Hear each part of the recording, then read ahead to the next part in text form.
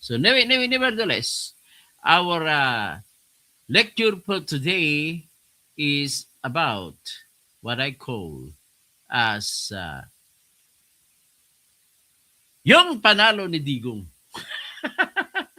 Alam mo, sa totoo lang, gusto kong sabihin sa inyo, to be honest to you, mananalo si Digong Duterte sa usapin kung may jurisdiction ba ang ICC o wala. Mapipilitan po ang ICC Appeals Chamber Judge na magdesisyon na wala nang tinatawag na jurisdiction ang ICC sa Pilipinas. At kung wala nang jurisdiction sa Pilipinas, wala na rin silang jurisdiction kay Duterte, wala na rin jurisdiction kay Bato, wala na rin jurisdiction kay sino ba itong si Vicente Danao, kay Albayalde, kay Romeo Karamat. Wala rin silang jurisdiction kay patay na rin si Kaskulan.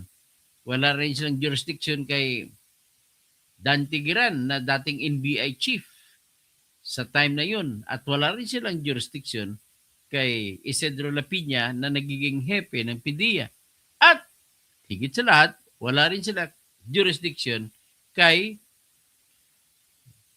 Secretary ng Justice na si Vitaliano Aguirre. So, yan po ang ating proposition ngayon. So, bago ko ipagpatuloy ang aking sasabihin sa inyo kung bakit na mananalo si Digong at ang isang sasabi ko sa April 22 po ang paglabas ng desisyon. Ngayong April 22. Sulit ang argumento na pinakita ni Attorney Kaufman. At ang nag-argumento niyan si Attorney Kaufman at saka si Attorney Dove Jacobs. So yan po sila ang bumuo ng team ni Attorney Kaufman. But nevertheless, let me convert this into a song. Parang champion si Duterte, di ba? Tapos sabay na sasalubungin din ng Queen. We will rock you. We will rock you. Body of a young man gonna be a big place. Something's gonna on your face. Big disgrace. Yan ang kakantahin. Pagkatapos, pag makalaya na siya sa 2022, sabay kagad sa lubong. I've taken my dues, time after time. I've got my sentence and committed no crime. And bad mistakes, I made a few. I've got a challenge before all human race that I'm gonna lose. We are the champions, my friend. Dang, dang, dang, dang. We'll keep on fighting till the end. We are the champions. We are the champions. No time for losers, 'cause we are the champions of the world. Yan. Sasalubungin ko si Digong ng kanta ganon kasi ramdam ko na, kitang-kita ko ng panalo niya sa batas, sa ilalim ng batas. Ladies and gentlemen, itong decision sa 22 April na inanunsyo na ng Appeals Chamber ng International Criminal Court ay halos sigurado ako na lalabas na mananalo si Digong Duterte. Nawala talagang jurisdiction ang ICC sa Pilipinas at kay Digong Duterte. Bakit po? Ito po yung simpleng argumento. Pinakahuli na utos ng Appeals Chamber sa kay Attorney Kaufman at saka sa prosecutor at saka counsel for victims ay ganito. Sa pagpalitan ng kanilang argumento nag-utos po ang ICC, sabi nito. Mr. Lacson Gadya, ang inutos po ng ICC ay ganito. Ordering or suggesting to the prosecutor to submit additional observation. Ang tawag pa kasi sa kanila ng argumento kung dito sa Pilipinas ang tawag manifestation, tapos memorandum, pero sa ICC ang tawag diyan observation. Kung magmo-motion sa Pilipinas, motion ang tawag, pero sa ICC ang tawag ay ganito, request. Request ba ng anong tawag sila? Request. Okay. Tapos ito naman ngayon sa pagpalitan nila ng sagot kasi natalo yung abogado ni Duterte, natalo sa lower level ng mga judges. Ang tawag ng lower level ay pre-trial chamber. Ang pre-trial chamber ay 3 judge. So nagsampa nag-request si Attorney Kaufman to determine whether or not may jurisdiction pa ba ang ICC sa Pilipinas, and at the same time kung may jurisdiction pa rin laban kay Digong. Ang decision po ng pre-trial chamber ay ganito. Shortcutting ko na lang kasi pag inisa-isa ko yan, detalyado, aabutin tayo ng 3 oras. Ito po ang sinabi ng ICC pre-trial chamber. Binabasura namin ang request ng mga abogado ni Digong Duterte na aalisin na ang kaso dahil walang jurisdiction. Sabi ng pre-trial chamber, sa kabila ng lahat, meron pa pong jurisdiction. Yun ang sabi ng pre-trial chamber. Ano ang katwiran ng pre-trial chamber? Ganito po katwiran nila.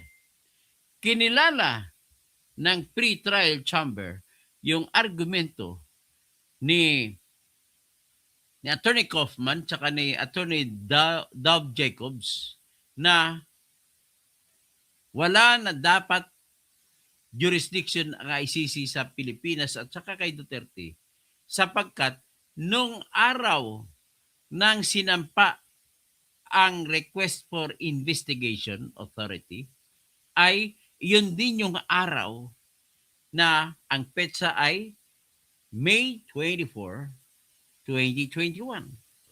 Magulat kayo, kabisado ko itong room statute napag-aralan ko ito ng husto Kaya kita nyo, kabisado ko pag petsa. Basta in a Philippine case lang, Philippine situation, kabisado ko. Okay, proceed tayo.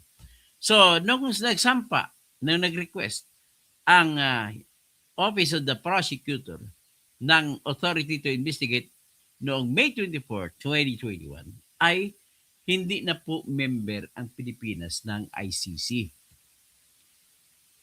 At ito naman, bakit kung hindi member, bakit kailan ba ito naging hindi member? Okay.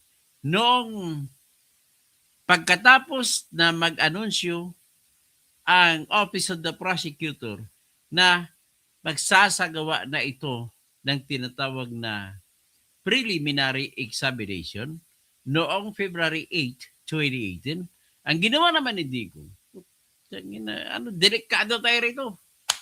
Sabi ni Digong.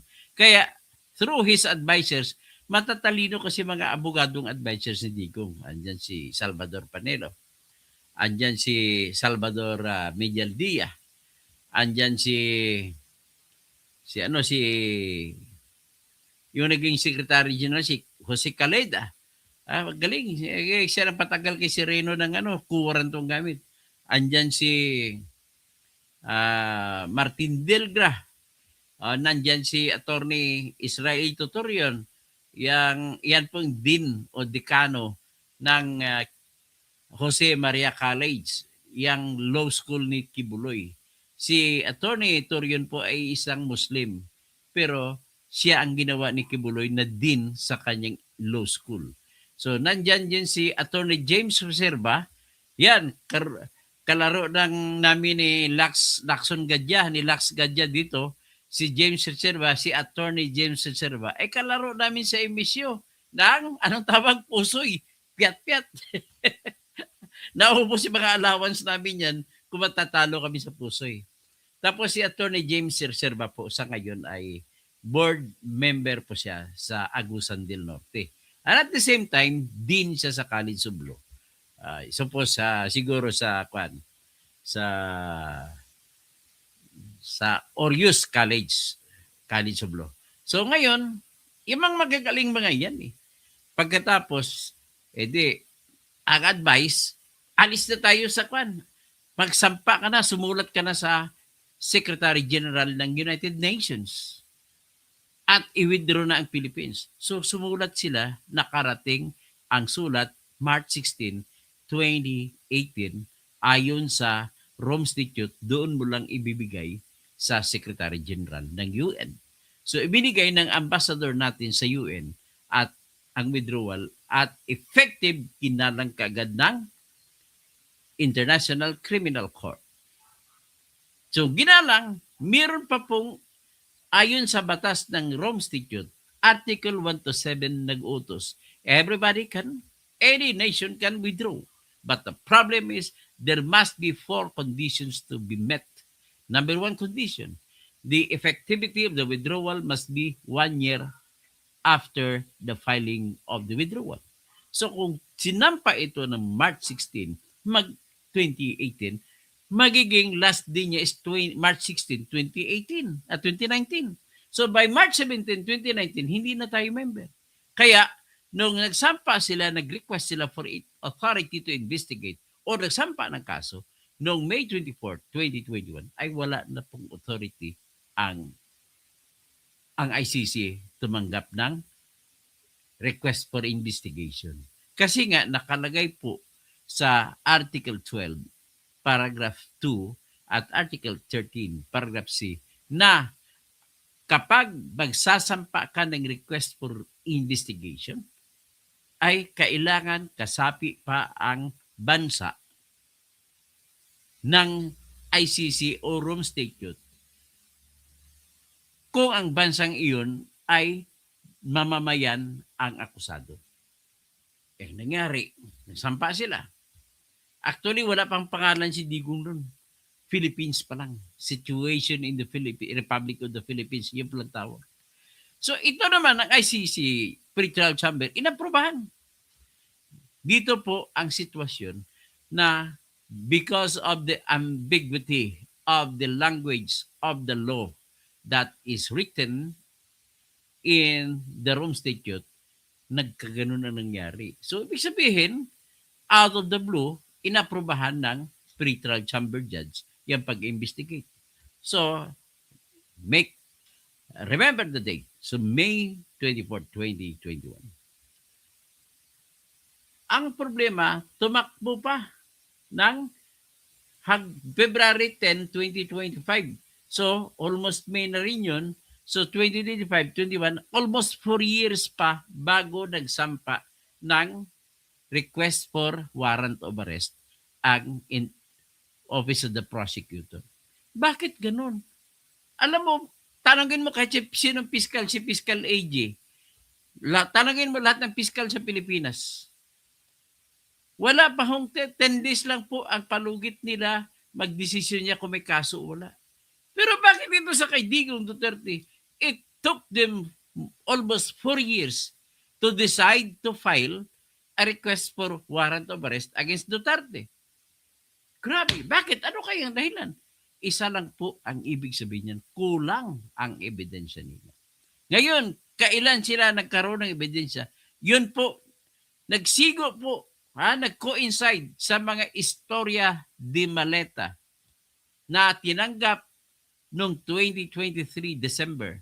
Tinanggap ni Trillanes ang $2 million na pinapalitan mula dun sa 56 million kada maleta sa $2 million at ibinigay sa dalawa kay Chantal Daniels, yung hepe ng investigation ng team ng ICC. So, una, ayaw natin maniwala, pero here came the Marines talking and testifying as to the truth. They even assured that they will be their last fight as a soldier.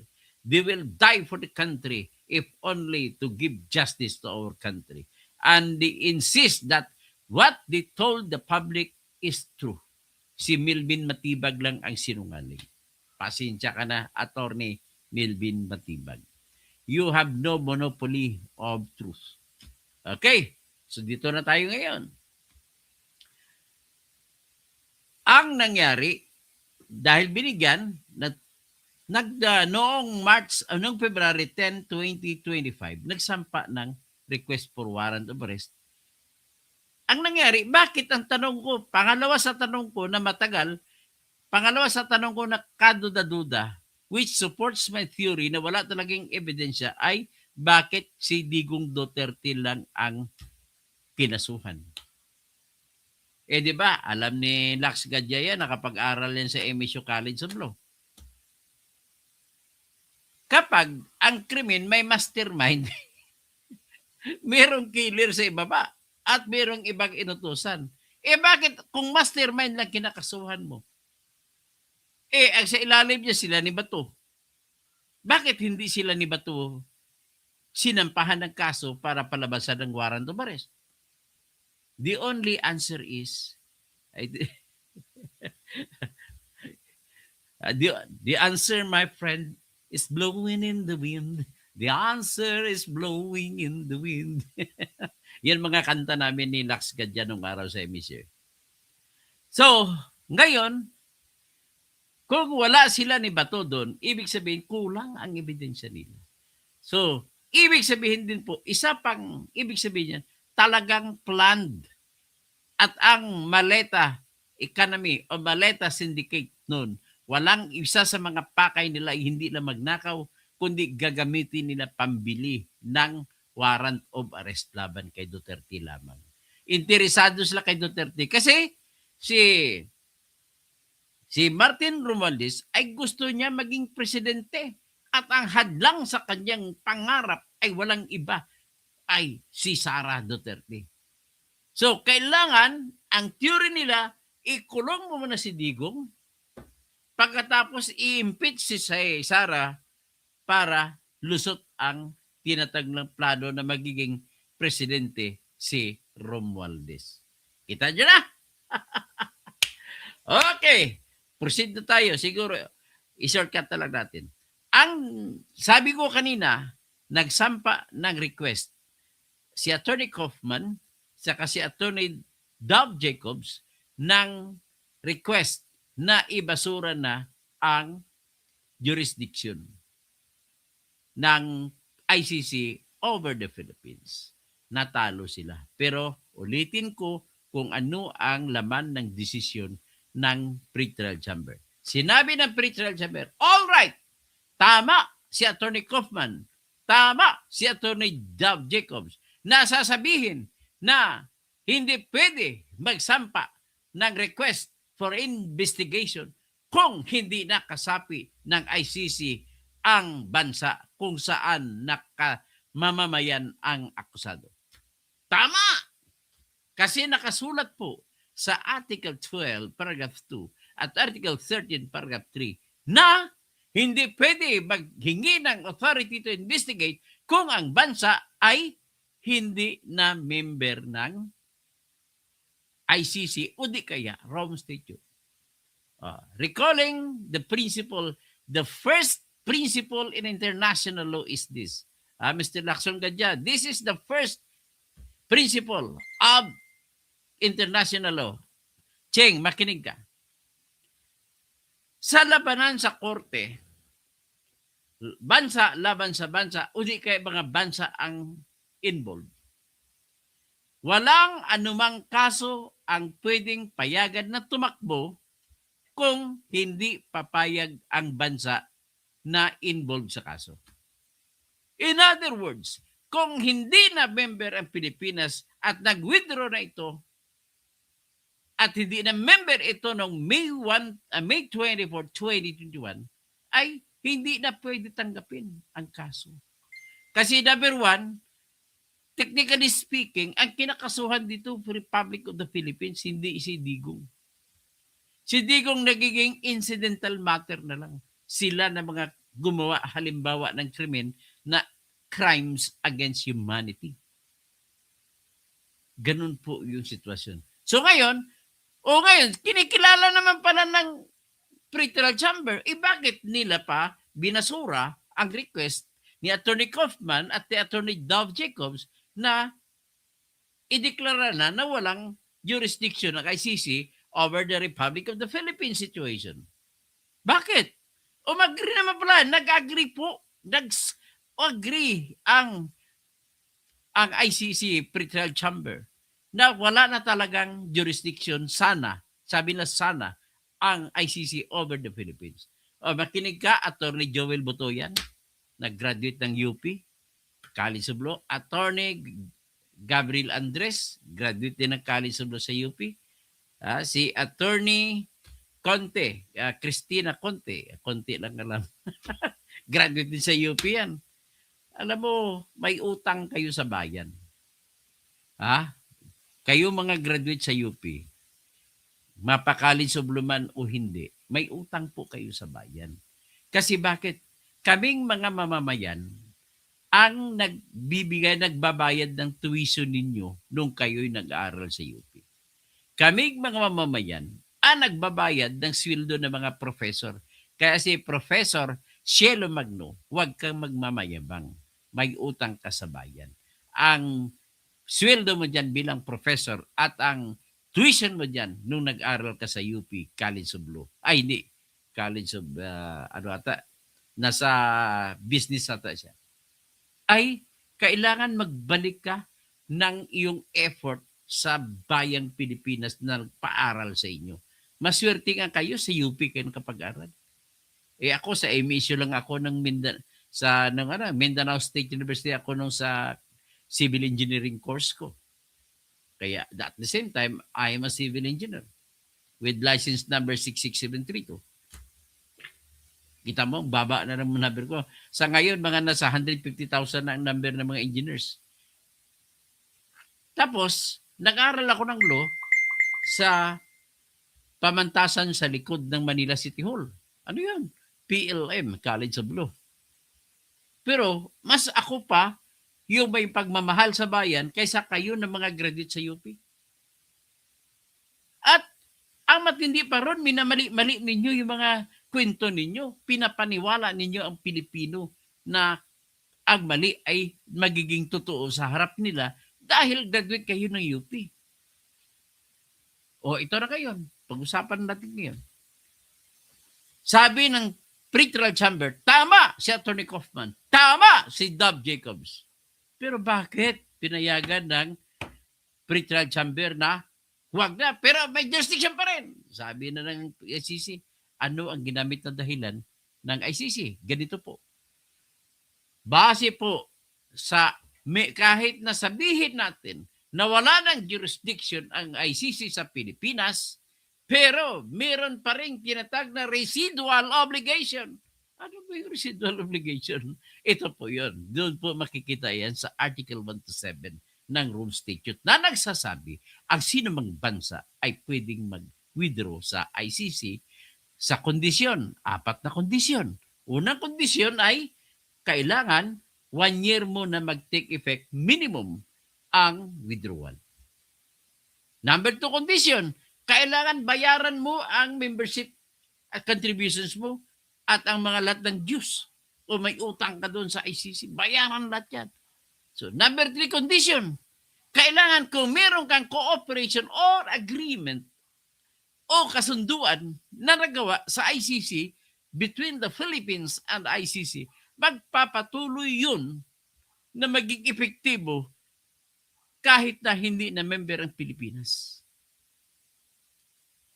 At pang-4 na kondisyon, kung anumang bagay na meron na nakonsidera na ng korte ay magpapatuloy na obligasyon ng Pilipinas sa ICC. Sang-ayon naman po yan sa sinabi mismo sa Article 127.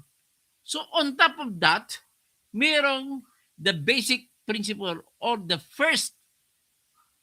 law of the treaties, ang tinatag na law of the treaties, yung Vienna Convention of the Law of Treaties, ay nagsasabi rin kahit sino pwede may karapatan na umalis sa kahit anong treaty. Basta kung umalis, this regime shall govern. May tinatag na residual or obligations. Mga naiiwan, ibig sabihin residual, naiiwang obligasyon. At sinabi ng pre-trial chamber, hindi pa maari na makawala si Digong sapagkat may nangyari po nung panahon na member pa ang Pilipinas, may nangyari po na inilabas ng Office of the Prosecutor noon sa panahon ni Fatou Bensouda na tinatawag na preliminary examination. Yan, doon na umikot-ikot ang argumento. So kaya ang conclusion ng pre-trial chamber judges, 3 judges yan, ay may jurisdiction pa rin ng ICC over the Philippines dahil sa preliminary examination na yan. Therefore, natalo sila ni Digong. Pero what is important is, kinilala ng pre-trial chamber ang argumento na pwede ka mag-request ng authority to investigate kung member pa ang bansa ng ICC. Ang naging problema na lang, yung merong tinatag na pang-apat na kondisyon bago ka tuloy makaalis. Yung tinatawag na residual obligation. Ito na ngayon. Umakyat na sila sa appeals. Pagdating sa appeals, inulit ni Kwan, nagpapasalamat si Attorney Kaufman na kinilala ng pre-trial chamber na wala talagang power ang ICC na tatanggapin ang kaso laban sa anumang bansa kung ang bansa ay hindi na member ng ICC. At least okay na. Bagkus, tapos sinabi niya, paano naman ang argumento niya dun sa preliminary examination? Ang argumento naman ni Kaufman, nung unang argument niya, ang preliminary examination po ay hindi mo maaari sabihin na nag-i-include, it does not include the jurisdiction to hear and decide the case.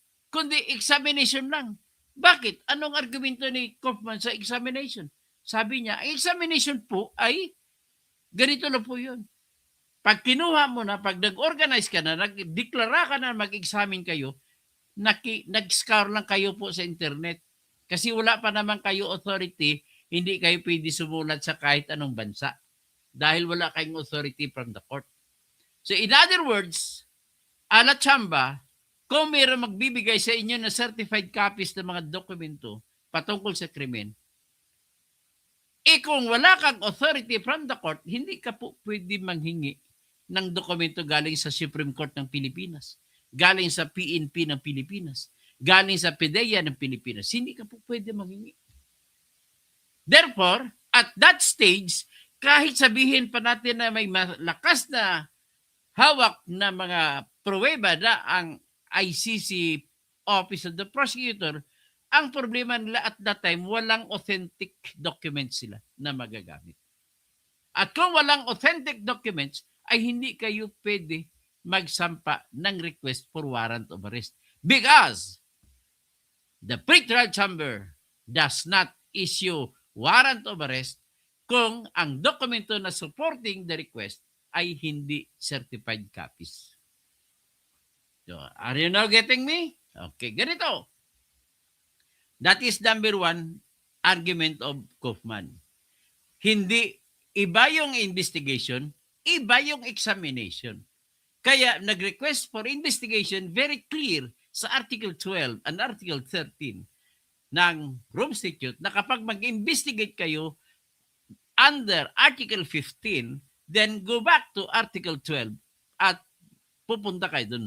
Request kayo ng authority to investigate. Kumbaga ba, parang impeachment ni Sara, sa Article 15 muna kayo titigin. Lalaro kayo dyan. Meron kayong preliminary examination.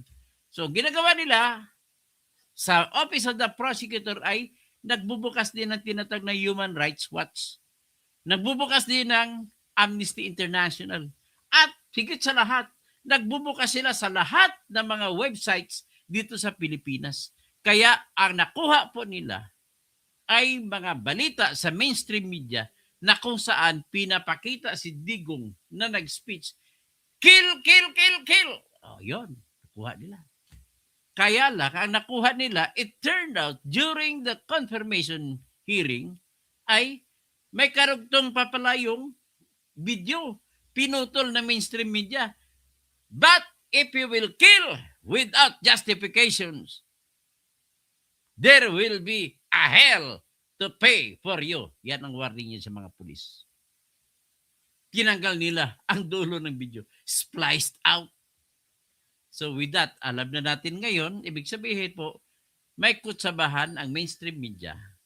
Yung mga makakaliwa na mga abogado, si Atty. Joel Butoyan, si Atty. Gabriel Andres, si Atty. Conte, nangampanya yun sa mga kasama niya, mga hinihinalaan na mga National and New People's Army. So, ganun ang nangyari. So, sabi ni Atty. Kaufman, so, ibig sabihin ay hindi pa rin kayo otorisado na magkaroon ng authority to hear and decide the case over Digong. So, ganun mga ikot-ikot ang argumento nila. So, because of the argument sa appeal ni Atty. Kaufman, sabi niya, ang isa pang argumento niya doon, the exact wordings of the fourth condition written in Article 127 is this: if there is any matter, ang salita, any matter, exact words, under consideration by the court, ang court ay capital C. So, ang argumento ni Atty. Kaufman tsaka ni Atty. Dov Jacobs ay, if the law states the word court, it does not include prosecutor. Ganun ang argumento niya. So, ngayon, dahil it does not include the prosecutor, ang argumento niya, wala nang jurisdiction.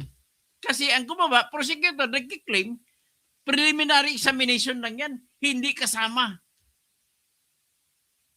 So ngayon, doon nagkutikot. Tapos ang nangyari, inutusan ng appeals chamber ang prosecutor. Oy, kontrahin nyo ang argumento ni Atty. Kaufman. Kasi ang nangyari, kinontra nila, kulang-kulang, hindi nila nakontra. Ang posisyon naman ng prosecutor sa kanilang argumento, kasama ang Counsel for Public Victims, for Victims, Public Counsel for Victims, ay ganito. Ang tinatawag na examination, preliminary examination, ay sapat na magbibigay ng kapangyarihan sa ICC na ililitisin at husgahan si Digong. Minimaintain nila kasi daw ang capital C na court ay it includes the office of the prosecutor, because the capital C as a court, it does not only include the judges. It also includes the office of the prosecutor and all other organs. Ano bang mga organs ng ICC? 5 lang po. The office of the president. At ang president kayon sa ICC ay si Judge Tomoko Akane. Hapon. Nagtataka kayo bakit hapon ang presidente na judge sa ICC? Bakit po? Ang Japan po ang pinaka-biggest contributor ng pera sa ICC. Ang number 2, Germany. Alam niyo ka ba kung magkano? Mahigit 100 billion pesos kung sa peso ang binibigay ng Japan sa ICC. Ang Germany nasa 2 billion pesos lang. Second pang Germany. Mas mababa pang France. Mas mababa pang ibang bansa. Ang The Hague hindi nata nagbibigay, ang Netherlands hindi nagbibigay ng pera kasi sila naman ang sponsor sa mga opisina at saka sa lupa. At sila rin ang kanilang mga pulis ang nagsisilbi ng mga police force para magbabantay ng mga kulungan. So yan. So ngayon, ito na ngayon. Ang 5 organ ay, sabi ko, the office of the president. Number 2 is the office of the prosecutor. Number 3, the office of the courts. Tatlong korte meron ang ICC. pre-trial chamber, trial chamber, at saka appeals chamber. Tapos, ang pang-apat nila na opisina ay ang tinatawag na clerk of court kung sa Pilipinas pa. Iyan yung the office of the register. Actually, apat lang apat lang ang organ. But then, it is mandated in the law called Rome Statute that all these four offices or organs are independent of each other. Meaning to say, the act of one cannot be considered as the act of all.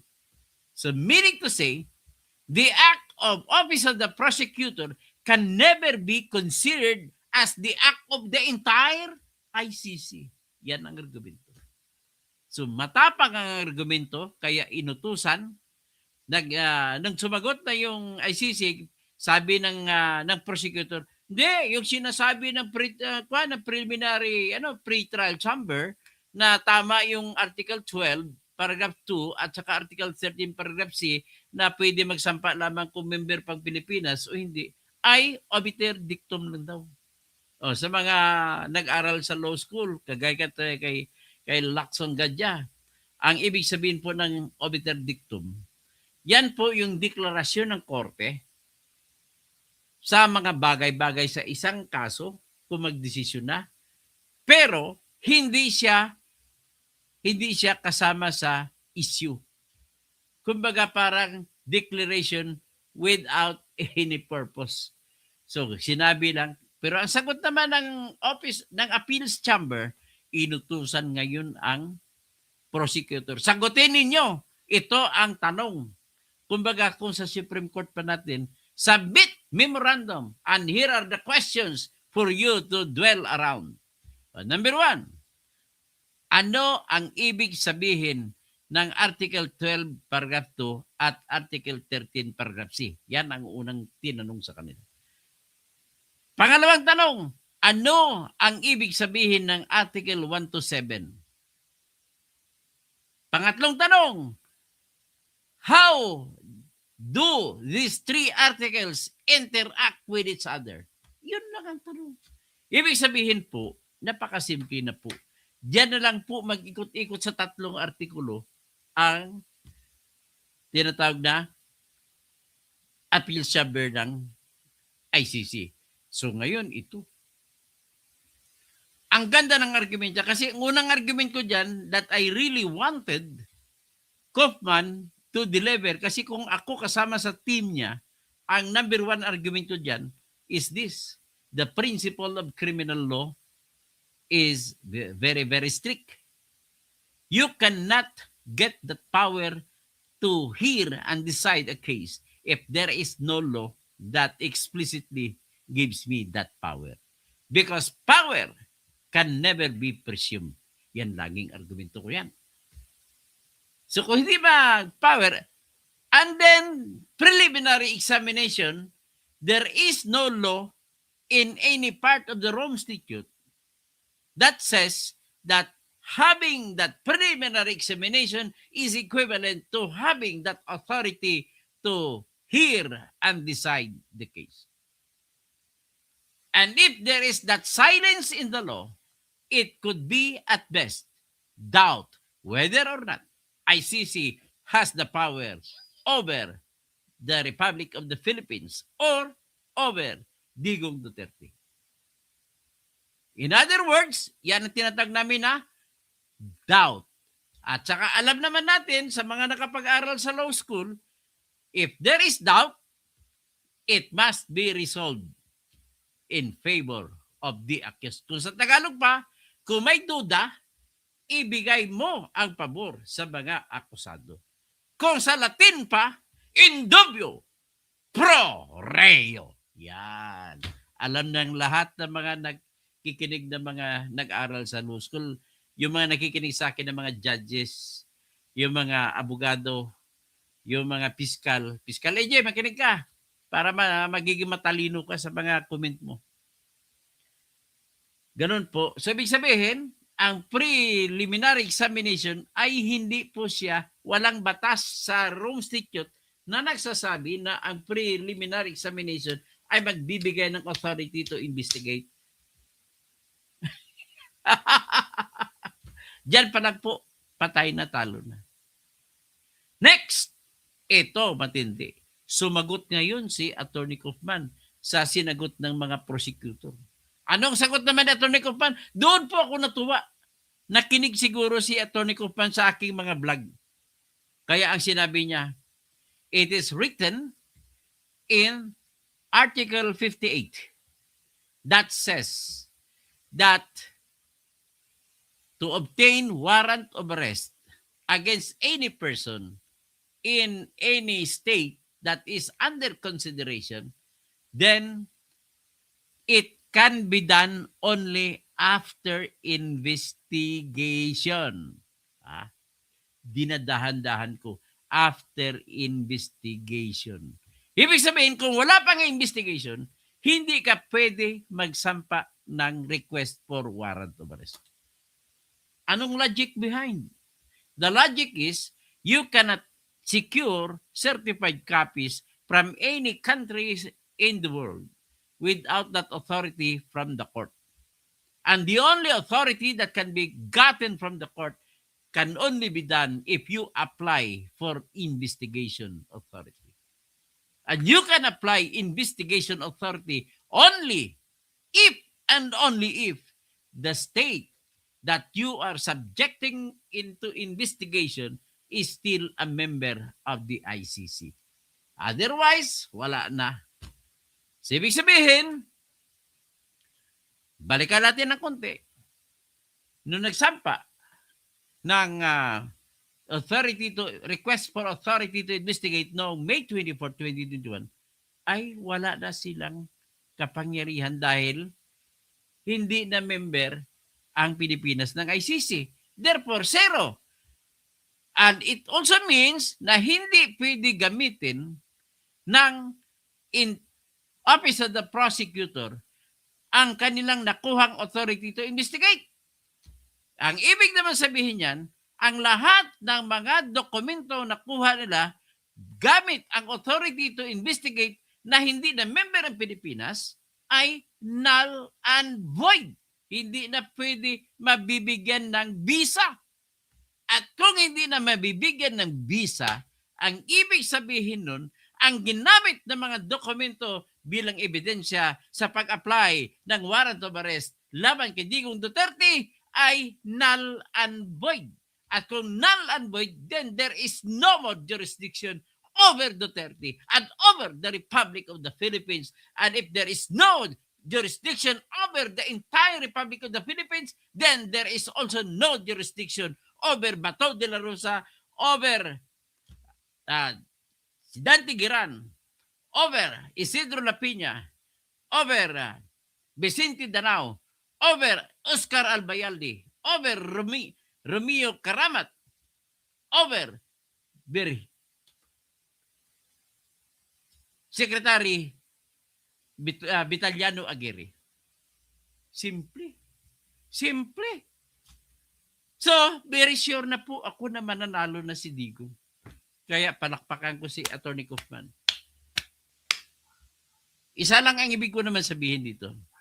Sa unang pleading na sinubmit ni Attorney Kaufman, hindi nila ginamit yung Article 58 na pwede ka labang mag-apply ng warrant of arrest kung meron ka ng investigation.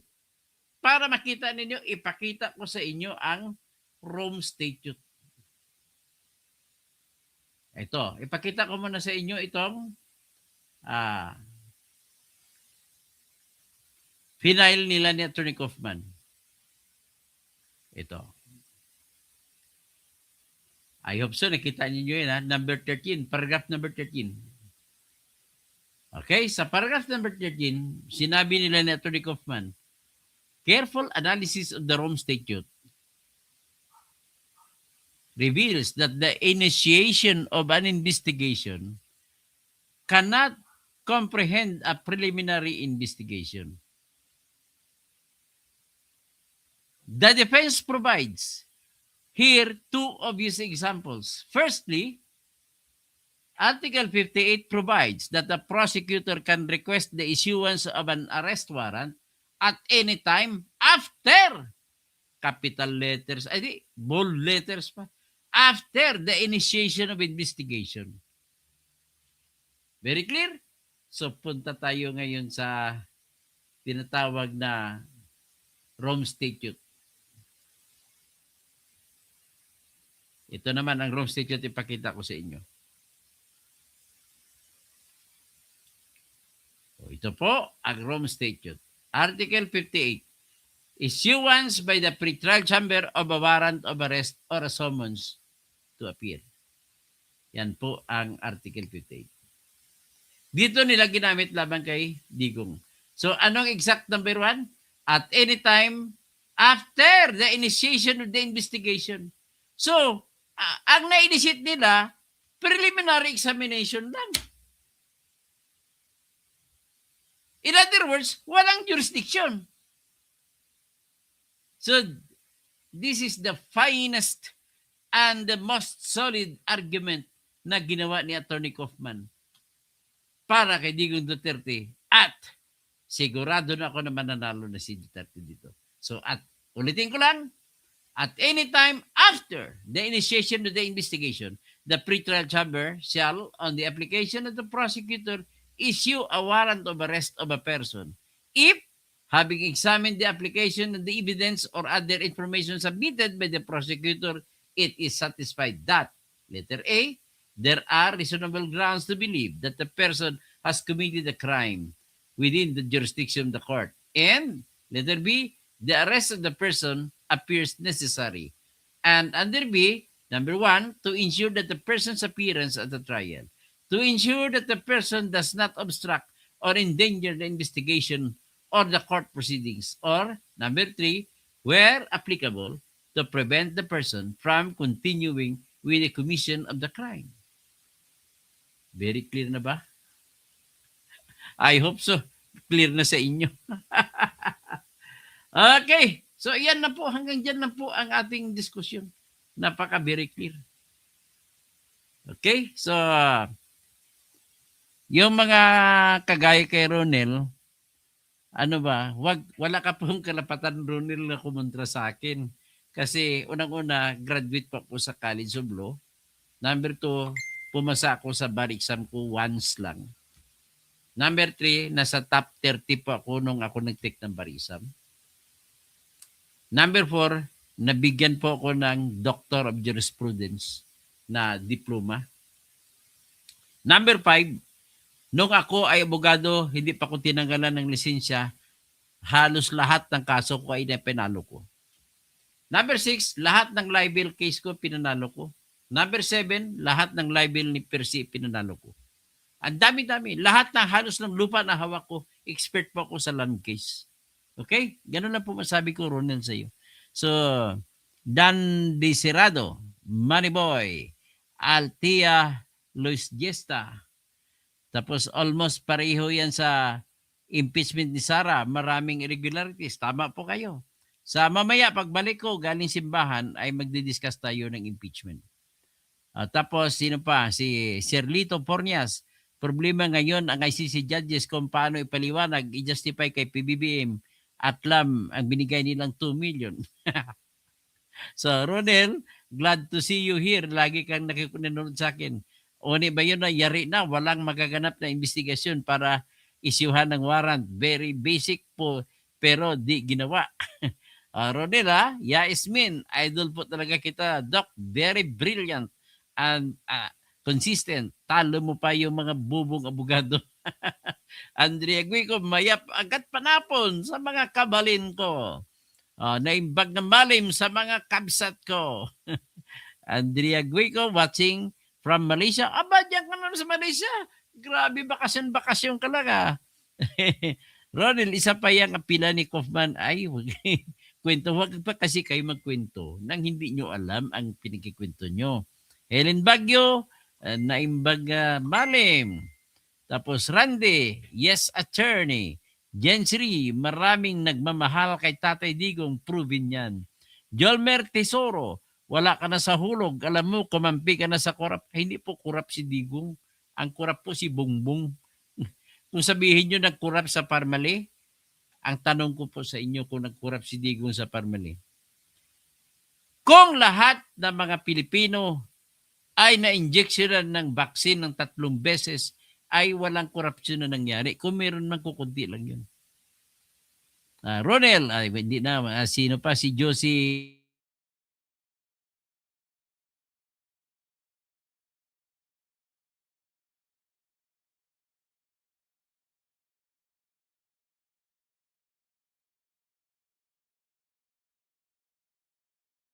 wala. Ay, marami kasi naghahack sa akin. Si Hopscotch, tama ka Dok, mag-lawyer muna. Doris Tungal, bayad ng ICC kaya malabo makamtan ang hustisya. Tapos si Dandy Sirado, Maniboy. Okay, dito tayo sa taas na wala ako kanina eh. Pasensya na.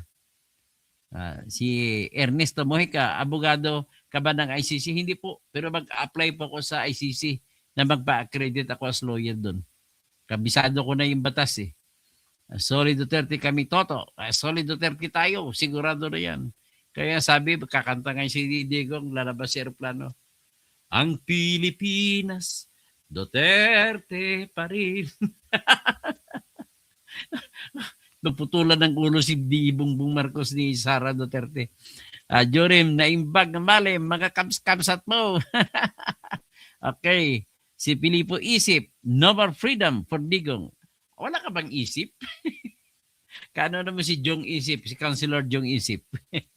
Gilbert Labrador, maraming talagang CIA agents na bawat sulok at sektor ng lipunan natin may mga role na ginagampanan para habang buhay tayong divided, magulo at kontrolado. Galaxy, tumataginting na $2 million from Trillanes. Rajak na saludin. Assalamualaikum, alaikum assalam. Pagari. Sir Toto, sa palagay mo kaya makalaya si Yes, I know. O si Kasexto, Belflor Lagari. Kung ang ating Korte Suprema mismo ay sinasabing iba po yun ang Korte Suprema natin, Sixto Belflor. You must remember, it is ICC law. Walang authority ang Supreme Court magsabi kung at mag-interpret kung ano ang sa ICC. Gets mo po? At baka hindi ka po mapahiya, huwag mo nang ulitin yung statement mo po. K3R, magsalita po na ang doktor ng ICC dapat mapauwi na si Perardi. Gilbert Rabador, mawalan pati ng claims sa trabaho ang ICC. Ophelia P. Taipan, attorney, tumakbo kang senador kasi magaling ka at wala kang kinikilingan, matapang ka pa pati. Berge Piquero, Maria Alexandra Tugas, so sabi, ICC, blok. blok. Gilbert Labrador, Baleta, beneficiaries. Okay. Tapos, Ophelia Taipan, Galaxy, tama po kay Attorney Toto. At ako lang dito, nagpapaalam na ko sa inyo kung ano talagang batas.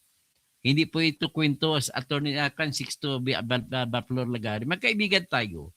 Ang mga nais ko lang sabihin sa iyo, Sixto, ang mga binabanggit mo po ay wala sa batas. Natatawa lang ko, panay mali po.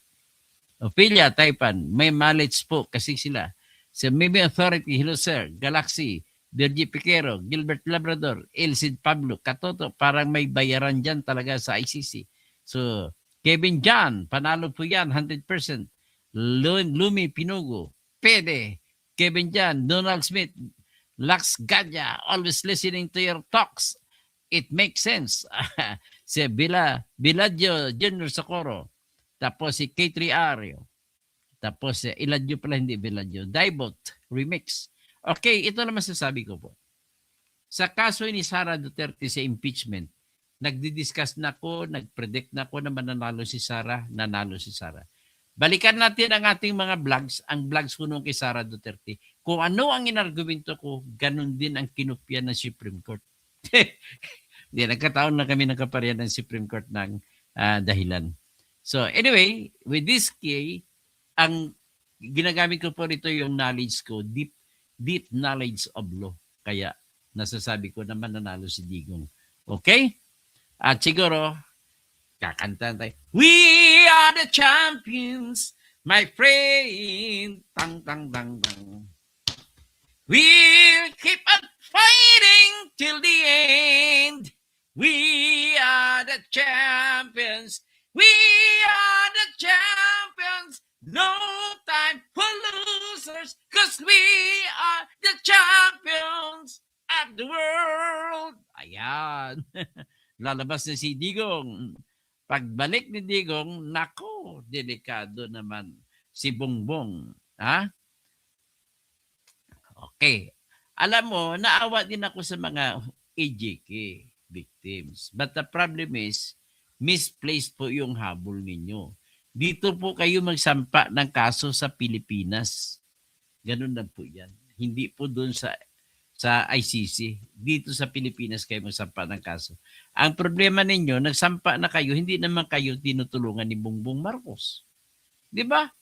Dapat madali nyo lang mapakulong si Duterte dito sa Pilipinas kasi hawak na ni Bongbong ang kulungan. Oh, di ba? Hanggang dyan at magandang gabi po sa inyo.